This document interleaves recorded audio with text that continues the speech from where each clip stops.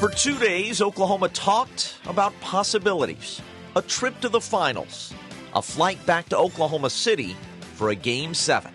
The difference between celebration and survival. Then the ball went up. Tonight, Game 6, taking all the hypotheticals and replacing them with an answer. Sharon Phillips is at the Paycom Center. Samson Tamajani with Thunder fans here in Tulsa. While Dan Lindblad and I break down everything that happened in studio. And that's where we begin tonight. 2 News Oklahoma, the Western Conference Finals. Coverage starts now. Yeah, we got an answer, all right. Yeah. Don't know that I loved it. Welcome into 2 News Oklahoma at 10, everybody. Caden McFarland, Dan Lindblad here breaking down Game 6 of the Western Conference Finals. Thunder go down in San Antonio in a big way, 118-91 the score. There will be no trophy celebration tonight, but there will be a Game 7 on Saturday. The Spurs came out with the hot hand. Yeah. The Thunder were able to hang with them for as long as possible, but as we'll see here in the highlights in just a bit, horrible third quarter. You can make it a perfect 6 for 6 in terms of the team that comes out as the aggressor is the winner in this series. Yeah, let's roll those highlights. Take a look at it. First quarter was all Spurs. Victor Wembanyama, who struggled in Game 5, only 4 of 15 shooting, comes out real hot from behind the arc. And he was the one, we talk about the MVP candidates helping guide everyone else and be at the forefront. That was Victor Wembanyama for the Spurs to start the game. 8 quick points, hit a couple of three-pointers, 28 points, 10 rebounds, 3 blocks on the night for Wemby. He did set the tone. Now, Lou Dort had a nice little play where he ripped it from Wemby, goes in for the slam. That cut it to 14-13, but I don't believe the Thunder were ever closer than that. Here it is, Lou Dort with the nice piece of work. SGA would miss a lay-in that leads to a Dylan Harper 3. It was 26-17. Dan, the Spurs, all kinds of hot in the first quarter from 3, 8 of 14. 8 of 14 from 3, and you knew that wasn't sustainable, and it wasn't sustainable. The Thunder just didn't have an answer. Wemby with the step-back 3 to cap it all off, 35-22 San Antonio after 1. Now, the second quarter would go the way of the Thunder. They were chipping away. A mini OKC run would cut the lead to 6. You had Jared McCain doing some work, Cason Wallace, Chet Holmgren. This was quite the moment, actually. Vassell swatting Chet, letting him know about it. They were the aggressor. Yet? Is it a rivalry yet? Man, these teams, they don't like each other. We were watching, sort of holding our breath. I would say the final quarter of the game. Is something going to happen? Is there going to be a cheap shot? Why is Lou Dort still out there? Once again, a mini run here. Cason Wallace, he was pretty good tonight. Scores 11 points as OKC chips away. But you would see more from the Spurs in terms of playing with force, and they would eventually go to the lead into the half with a 60-53 lead. Yeah, all right, this is where it really started going downhill for the Thunder. Yeah, the third quarter was ugly. 32-13 the score of this quarter. There was a 20-0 run at one point. Hey, we actually called a goaltend on Wemby right there. He disagrees with it.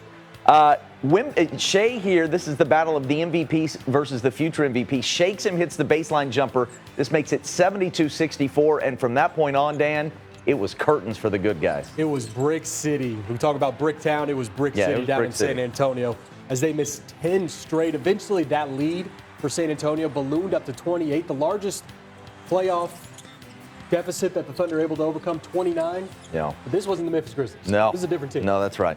Look, most of the damage in that 20-0 run was done with Wemby off the floor, which, I mean, we know the narrative in this, and that it's been reality in this series. When he's on the floor, the Spurs are a handful. When he's off, you can make some hay. It was De'Aaron Fox, Stephon Castle, Dylan Harper doing the work in that 20-0 run that puts this thing away. OKC scoreless for 7 minutes.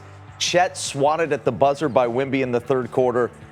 And, of course, the fourth was a coronation. 118-91 the final score. San Antonio evens this series 3-3. We've had a couple of blowouts, including the last 2 games in San Antonio. But on the whole, without question in my mind, these are the 2 best teams, not just in the Western Conference, but the entire NBA. And we have one game coming Saturday night in OKC to determine which one of them gets to face the New York Knicks in the NBA Finals. All right, there's your Shea struggling montage. It was a rough night for the MVP, Dan. 15 points on 6 of 18 shooting. When he was on the floor, the Thunder were outscored by 28 points. And it looked like eventually the Thunder were playing like a team that knew they had another game. They, relatively took guys off the floor, let it go. They do have one more game. Here's Victor Wembanyama afterwards.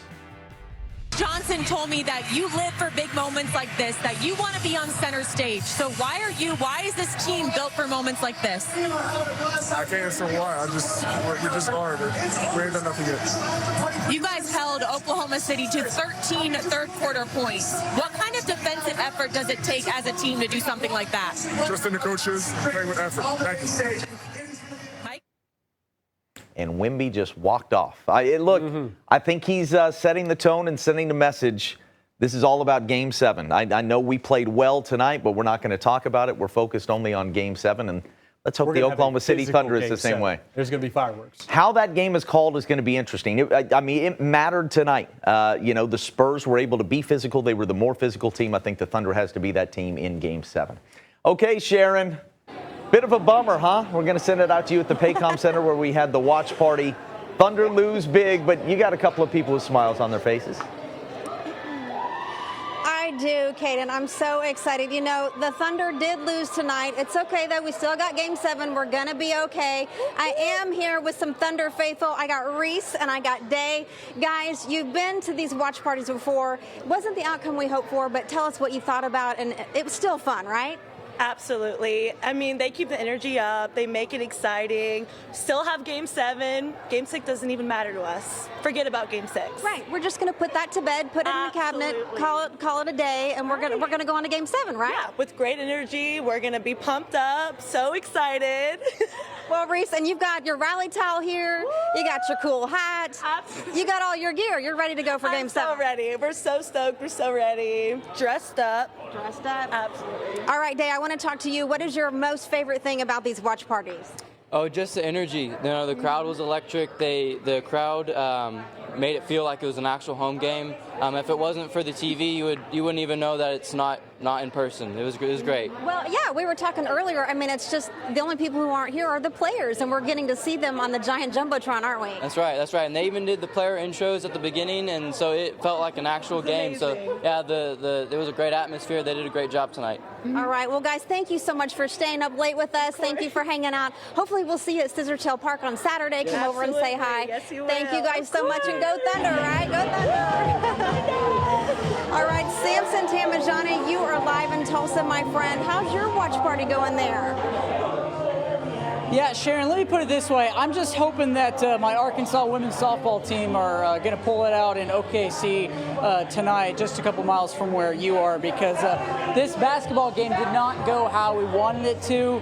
But you know what? The local businesses here, like our bar, they're going to get a lot more people coming in this weekend because Saturday will be turned up as well. But this loss, not really much that Black Eyed Peas can solve. But you know what? We also have some dedicated fans who stuck around through the end. Who do I have over here? Hey, we're here at our bar. We're here for Oklahoma, whether we're up or down, and we're excited for Game 7. We'll be right here. And what are y'all's names, by the way? I'm Madeline. Victoria. Isabella. Okay, you guys are pretty much the squad, the Game 6 squad. Didn't really go well, but what do you guys planned for this Saturday for Game 7? Hopefully we'll be back here. We're so excited to watch Game 7. I mean, it sucks that we didn't get a good win that we wanted tonight, but we're excited for Game 7.